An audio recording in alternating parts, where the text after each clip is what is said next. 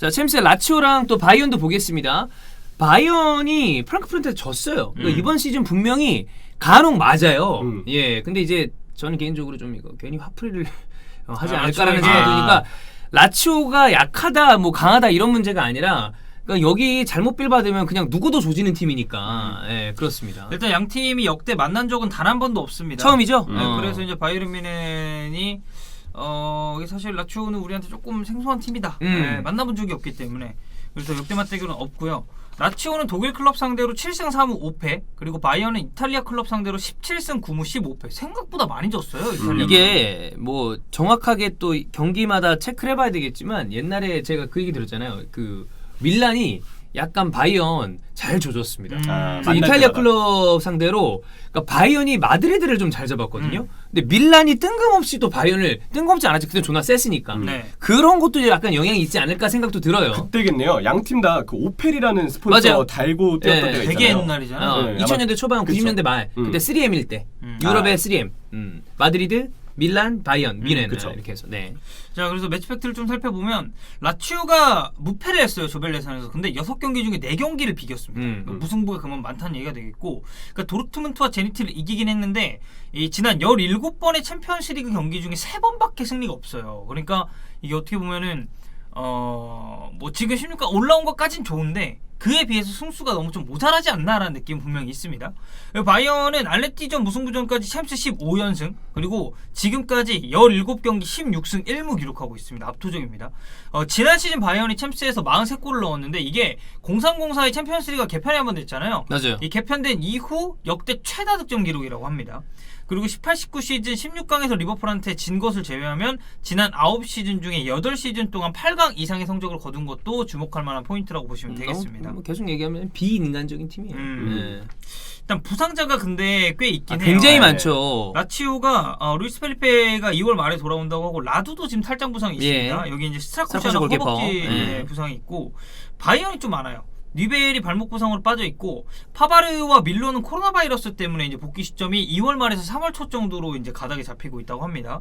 여기에 톨리소 부상인 것도 중원 이제 뎁스 문제가 생겼죠 이러면. 그렇죠. 네, 그리고 톨리소가 앞선 시즌들과 비교했을 때는 비교적 뭐 어느 정도는 괜찮았기 때문에 이 부분도 생각을 해봐야겠고 코스타는 일단 발목 쪽에 좀 문제가 이제 생기면서 6월 말에나 돼야 돌아온다고 합니다. 이 두 선수 빼고도 뭐 이제 니아주나 그나브리 같은 선수들도 지금 빠져있기 때문에 부상자들의 몇몇만 비교했을 때는 바이언 쪽에 약간 좀 악재가 있지 않나라는 생각이 사실 듭니다. 팀의 부하가 올 시기가 됐어요. 챔스 우승하고 쉴 수 있는 절대적인 시간도 부족했고 클럽 월드컵도 껴있고 보면 이게 클럽 월드컵을 한 팀들의 어떤 공통적인 부담 그리고 선수단의 어떤 리빌딩을 이제 막 하려는 것 같거든요 바이언이. 그럼 그때 사실 항상 약간 그 연결고리 때가 불안한 부분이 있는데 데리온 룰로이 사네가 지금 라멜라화가 됐습니다. 그러니까 사네가 너무 못해요. 그러니까 이 선수가 지금 뭐 폼이 망가진 건지 뭐가 문제인지 모르겠지만 이 선수라도 잘 버텨주고 그래야 안 그래도 사실 인저리 프론들이 배치가 되어 있는 바이언의 측면 자원들인데 사네가 너무 못하니까 이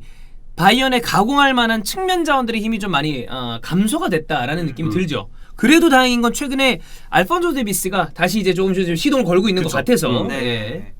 양팀 일단 흐름을 좀 보면 인터밀란전에서 1대3으로 졌고 코파 이탈리아 아탈란타전에서는 2대3으로 졌습니다. 근데 리그에서는 이겼어요. 그러니까 아탈란타랑 2연전이 있었는데 한 경기씩 주고받았죠. 네, 그러니까 패배가 있긴 한데 잡을 팀은 잡습니다. 이게 저는 라치오가 지금까지 리그 순위를 좀 순항할 수 있었던 이유라고 생각이 좀 들고 루이스 알베르토가 나왔을 때 루이스 알베르토가 나오면 거기에 같이 밀린코비치 사비치랑의 조합은 확실히 좋습니다. 그리고 나는 개인적으로 시모네 인자기 감독이 꽤 좋은 감독이라고 생각합니다. 이거 라치오가 빅마켓이 아닙니다. 이제는 막 돈을 크게 쓰기가 어려운 상황에서 한정된 자원에서 이 정도의 어떤 그 퍼포먼스는 뭐 라치오 팬들은 뭐 불만이 있는 부분들이 당연히 있으시겠지만 저는 괜찮지 않나 이 정도면. 균등하게 성적도 유지하고 있고 약간 소리 소문 없이 본인의 유연성을 잘 과시하는 감독이 아닌가. 사실 뭐 이게 선수로서는 이 수페르 필리포가 좀 더 뛰어났지만 정말 이 감독으로 했을 때는 비교도 안 될 정도로 심자기가 좋기 때문에 이번에 이제 베네벤토를 이끌고 어떤 정도 성적을 뭐 거둘지는 모르겠습니다만 예. 그래서 이제 부상자가 좀 있긴 한데 리그 5위입니다. 그리고 3위 로마랑 1점 차밖에 안 나요. 그래서 2시즌 연속 챔피언스리그 진출도 충분히 바라볼 수 있는 라치오고 이래서 유베가 간당간당 가스라스한 네, 거야. 그렇죠. 어떻게 될지 몰라. 세리에가 손익공 경쟁이 되게 치열해요. 그래. 우승권도 치열한데다가 그 밑에 챔피언스리그나 유로파 쪽도 거의 맞물려 있는 팀들이 많아가지고 피를로가 아무리 아니엘리 피기를 하더라도 유벤투스를 가지고 챔스 티켓을 못 따면 이거는 답이 안 나오거든. 그렇죠. 네. 이거는 진짜로 한 시즌 만에 경기를 해야 돼요. 할 가능성 충분하죠. 네. 근데 미넨도 최근 기세가 약간 꺾이긴 했습니다. 흔들흔들했어요. 빌레펠트랑 3대3으로 비겼고 그리고 말씀드렸던 것처럼 프랑크푸르트한테 졌습니다. 이 결장자들의 공백이 확실히 느껴지긴 하는데 지금 라이프치히랑 2점 차예요. 그렇지. 그러니까 미넨 역시도 올 시즌 리그만 놓고 봤을 때 그리고 라이프치히가 물론 뭐 이제 뭐 유럽 대항전도 있고 리그도 있고 뭐 다양한 대회가 있긴 합니다만 완전히 안심할 수 있는 상태는 아니다라고 봐주시면 될 것 같습니다. UEFA에서 이 예상 베스트 11을 UEFA 베스트 11 예상입니다. 근데 이거 UEFA 아니에요. 왜냐면 지금 딱 봐도 루이스 펠리페랑 라두 부상자거든요. 못 나온단 말이에요. 그리고 이쪽 미넨도 봤을 때도 그러니까 제가 이거 바꿔놓은 거예요. 나올 수 있는 선수. 왜냐면 네네네. 처음 봤을 때 수비진에 라두 들어가 있었고 미넨 같은 경우는 밀러가 막 들어가 있고 파바레가 있고 그러더라고. 그래가지고 그거는 대체 가능한 자원들로 싹 바꿨습니다. 근데 가끔 그 UEFA나 이런 데가 대강할 때 있어요. 그쵸. 생각보다 그래요. 특히 유로파 보죠. 존나 대강합니다. 유로파는 그러니까 저희가 프레스킷을 많이 참조를 하잖아요. 유로파는 프레스킷을 볼 수가 없어요. 그래서 왜 우리 옵타에서 받은 거 이게 내가 보내주잖아요. 그게 훨씬 낫습니다. 그게 훨씬 나. UEFA가 이를 약간 대강할 때가 있어. 예. 그냥 창단 연도밖에 안 적혀 있어요. 쌉새끼들. 네. 어쨌든. 자, 그래서 보시면 라치오는 3백 그리고 미네는 4백으로 나올 것이 이제 예상이 좀 되고 아무래도 임모빌레 코리아 이 투톱은 고정일 것 같아요. 그리고 중앙에 알베르토와 밀린코비치 사비치도 마찬가지고. 문제는 수비진인데 아체르비는 나옵니다. 아체르비는 나올 것 같은데 이제 이 짝들이 파트리치와 무사키오를 예상을 하긴 했습니다만 이거는 좀 어떤 식으로 변할지는 조금 지켜봐야 될 것 같긴 해요. 그리고 미넨 보면 지금 그나브리도 이제 3월 중순쯤에나 돌아온다는 예상이 있기 때문에 이 자리는 사네가 나올 공산이 굉장히 큽니다. 내 사는 너무 안 좋은데. 네. 그리고 추포모팅이 밀러 자리에 아무래도 나오겠죠. 최근 경기에서도 꾸준히 이제 출전을 했었고 고레츠카 키미도 저는 고정이라고 봐요. 이 두 명도 고정이라고 보는데 이 우측이 사르가 나왔었어요. 네. 근데 사르가 사실 존나 못했단 말이에요. 나와가지고. 이런 표현을 잘 쓰진 않습니다만 이거는 좀 바이언급이라고 보기 어려운 선수가. 예. 그래서 아마 질레를 우측으로 돌리거나 아니면 중앙에 다른 한 명을 놓고 키미를 오른쪽으로 쓸 가능성도 저는 있다고 생각합니다. 좀 아쉽네요. 부나사르잖아요. 네, 부나사르. 오른쪽 윙 풀백 다 멀티가 되는 자원이어서 네. 그래도 요긴하게 뭔가 스쿼드 멤버로 쓰긴 딱 좋겠다 했는데 그 레벨까지도 지나지 좀 많이 안 좋아요. 그러니까 이게 참 그 멀티 자원이라는 게 양날의 검인 게 어떻게 보면 야 그래도 얘는 어디 막 비었을 때 여기 가서 뛸 수 있고 저기 가서 뛸 수 있다 이런 얘기를 할 수도 있지만 그게 어떻게 보면 특출난 점이 없는 듯한 느낌도 분명히 있거든요. 어디를 세워도 잘하는 정말 절정의 멀티플레이어들이 간혹 있죠. 그런 선수들이 제외하면 그런 선수들이 보통 그러면 주전이 아닌 경우가 많아. 그죠? 어디에도 그냥 넣어놓는 거지. 맞아요.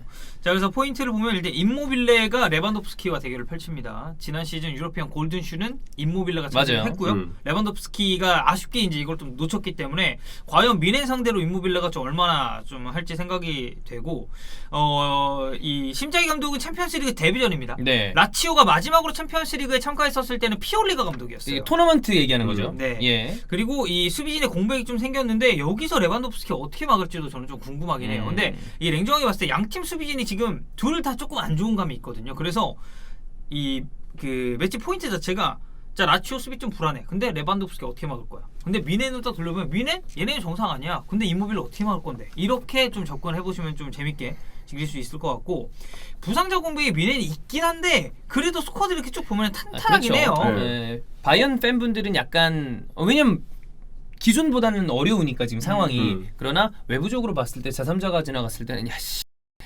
뭐 엄살은 이렇게 얘기할 수도 있다는 거죠. 그렇죠. 네. 코어 라인이 일단 확실하게 네. 자리를 딱 잡고 있다는 점이 좋고 그래도 레반도프스키라는 확실한 득점을 있다는 것 자체가 저는 다른 팀들이 뭐 부상자가 많아서 누가 빠져서 이거랑은 약간 다른 문제라는 생각이 좀 듭니다. 그리고 나는 리가랑 챔스는 또 다른 분위기가 날 거라고 생각을 합니다. 선수들의 동기부여도 있을 것이고. 그렇죠.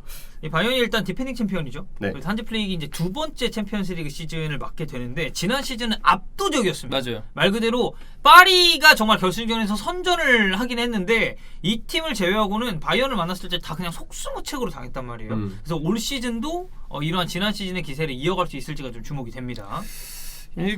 아무래도 당연히 이제 바이언 쪽으로 좀 무게추가 기우는 건 사실인데 그 말씀을 드렸습니다만 저희가 이걸 가지고도 뭐 볼만한 포인트가 있으면 영상을 만들겠죠. 근데 라치오가 뭐 나름 매력적인 데가 있는 그 팀이고 임모빌레나 아니면 루이스 알베르토 그리고 또 밀린코비치 사비치가 만들어낸 어떤 그 그림이나 그 어떤 플랜이 볼만한 팀이거든요. 올라가 있는 미넨 수비 라인 상대로 네. 밀린코비치 사비치처럼 박스 안이나 하프 스페이스 침투가 되는 높이가 있고 피지컬 되는 자원이기 아주 때문에 굉장히 좋은 미드필더니까. 저는 한 방 살릴 때 이거 너무 재밌을 매치업이라고 생각해요. 밀코사가 안 좋은 타이밍이 있었어요. 네. 근데 최근에는 또 쭉 봤을 때 그쵸. 괜찮기 올라오고 때문에 있죠. 요거를 기대하면서 볼만한 경기가 아닌가 싶습니다. 이스타TV는 라이브는 아무래도 아틀레티코 마드리드랑 이 첼시 경기를 네. 하겠지만 요것도 저희가 또 포인트가 있다면 저희가 영상을 또 한번 만들어 보도록 하겠습니다.